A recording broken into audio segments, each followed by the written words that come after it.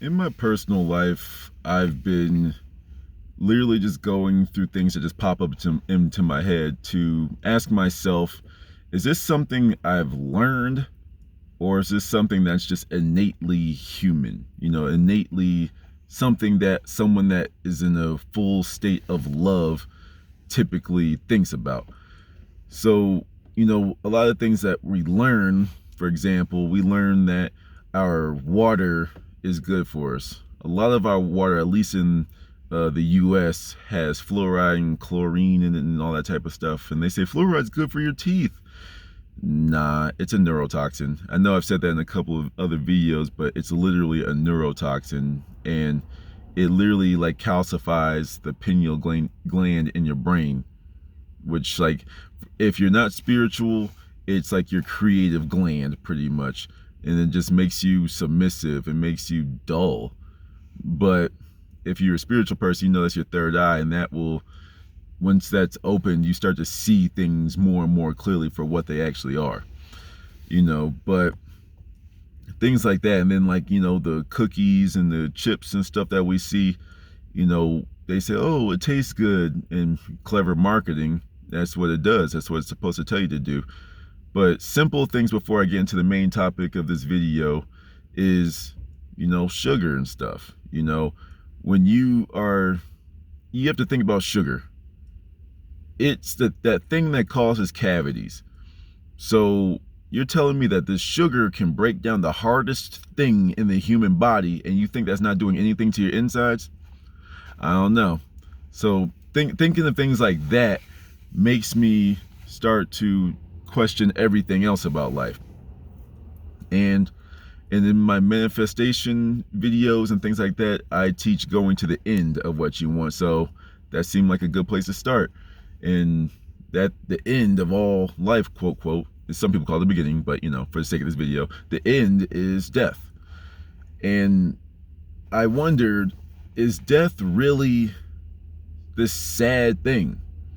We have been taught that, death is a sad day, it's this terrible day, it's doom and gloom, rolling the dark clouds, the rain, everyone's wearing their black suits, and the umbrellas and the crows are calling, it's just this terrible feeling, you know what I mean?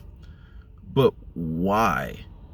I truly do feel like I feel like this is a taught behavior. Now, don't get me wrong.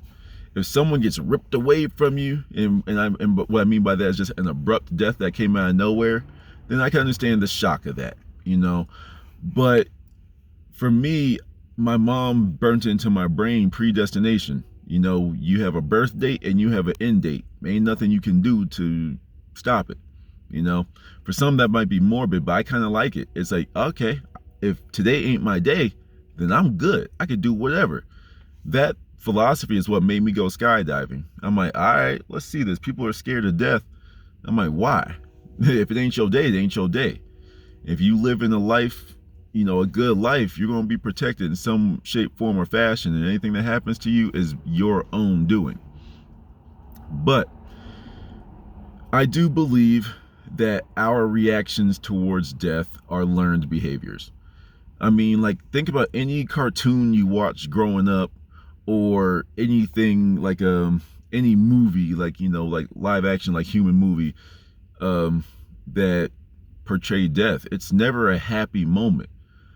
But in African societies, in like Caribbean or whatever, pretty much most black people in their land, it's not this doom and gloom. A lot of funerals are colorful, because when death happens, we are celebrating that this person is transitioning from this physical existence to be either going into the spirit world, or they become a part of nature that's surrounding you, or they're just, at the very least, they're free from the pain that they had. And the very first time I actually questioned death was one of my dogs, my good old boy Mikey. He was an old boy, but he always had some type of health issues, man. There was always something up with him, and when my parents told me about him dying, like, I was just like, oh, that sucks. And then like it sank in and sank in and sank in. I started feeling sad. But then I asked myself like a real question. I was like, yo, why am I sad? You know, like this dog always, I mean, this dog had star-shaped stones that were always like protruding into like his organs and stuff. I'm like, yo, like, I don't want no one to go through that. You know what I'm saying? So now that he's dead, he has no more pain. It's like, you know what I'm saying? No pain, no illness. He has all of his energy and vigor that he had when we first got him, you know? So why are we sad that this person is no longer going through this stuff? Then, you know, like, and then we talk about, you know, old people, like older people, when they go, it's like, oh, why are you sad? So-and-so lived at 80, 90, 100 years old, hell, even 70. You lived a full life. You know what I'm saying? Why are you sad that this person is no longer struggling? They don't have to worry about bills. They don't have to worry about the stresses of the world. They don't have to worry about all this pain and illness that they may or may not have had during that time. Why are you worried about it? You know? In the video, I'm not sure if I even uploaded it yet, but in the video I just recorded, it's talking about how there's no such thing as a wasted life, or I don't believe in gone too soon. You know, and I may speak a little bit, you know, a little too broadly for some, but like for people with kids, like there's all these, you know, in the news, you see so-and-so's child got taken away from them. But it's like, if you really think about it, I'm gonna preface it like this. Someone, like there's an artist, xxxtentacion, that a lot of old people will look at him and be like, what's wrong with that son? It feels nice. I might put my window down, but there's too many vehicles driving by me.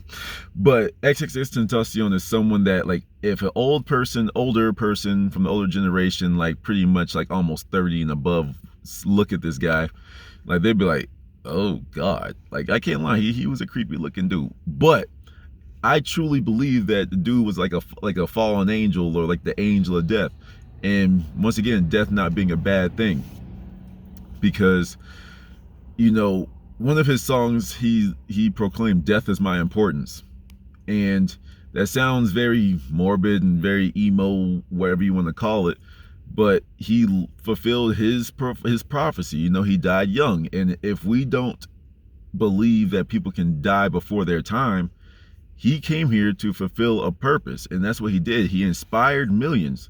You know, he truly did. And he said, death is my importance. And since he died at such a young age, it hit harder for some people, because, you know, a lot of us still believe that people got ripped away from us too soon.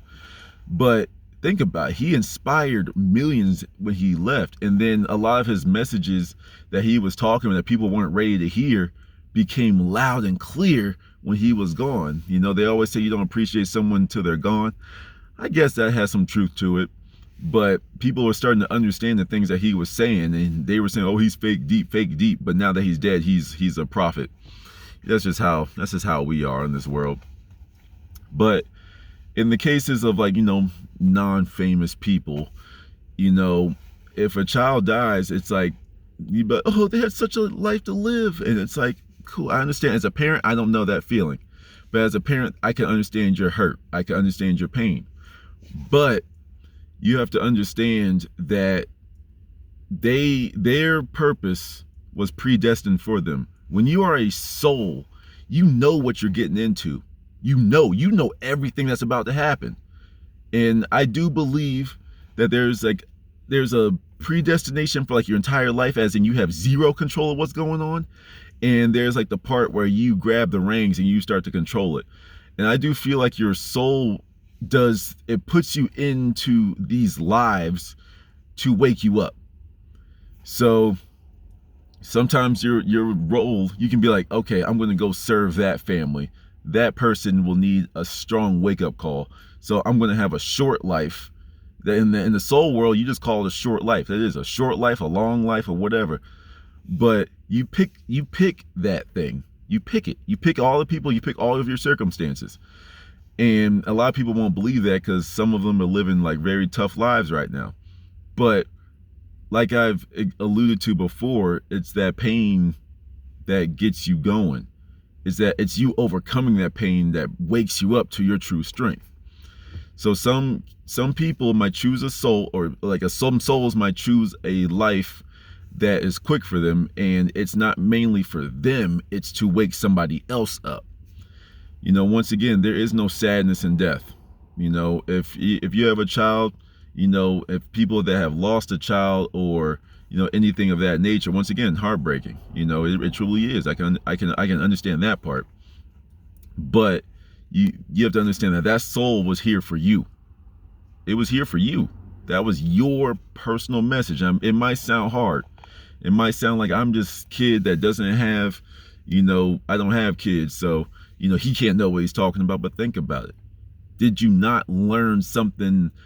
Did you not learn something from it? Even if it was a very hard lesson, did you not learn something? Did it not move your life forward? You know, and that's something you got to think about. You know, once again, I'm still tinkering with a lot of things in my life. As I started off with this video, I might do something on nutrition and things like that, but death ain't scary. It's really not. Death is a blessing. It truly is. No more stress, no more pain, no more sickness, no more of that crap that we deal with in our regular lives. You know, there's always more, always. And there's always more to what we are being told. You know, my kids are going to be very comfortable with death. I've become more comfortable with death because of my mom. She just talks to me all the time. I'm like, damn, Mom, could you like not? Could you not? But at the same time, it's prepared me. You know, both of my parents are too comfortable with their deaths. I know I just give this whole speech, but it's like, you know, sometimes you just be like, damn, could y'all like, you know, relax with the life lessons real quick, you know what I'm saying? But hopefully this was more of an uplifting video about death. You know, death is, once again, death is not supposed to be this scary thing. It's not supposed to be this sad thing. You're supposed to be happy about this. If someone transitions, you realize that they served a purpose to either your life or many others. You know, before I go at the age of 111, that's the goal. Hopefully I at least influenced at least a handful of people, you know. And until then, I'm gonna keep on going and keep on learning stuff. That's simple, and teaching it to everybody else that will listen. But that's about it for now. Hope you guys have a good day. Take care.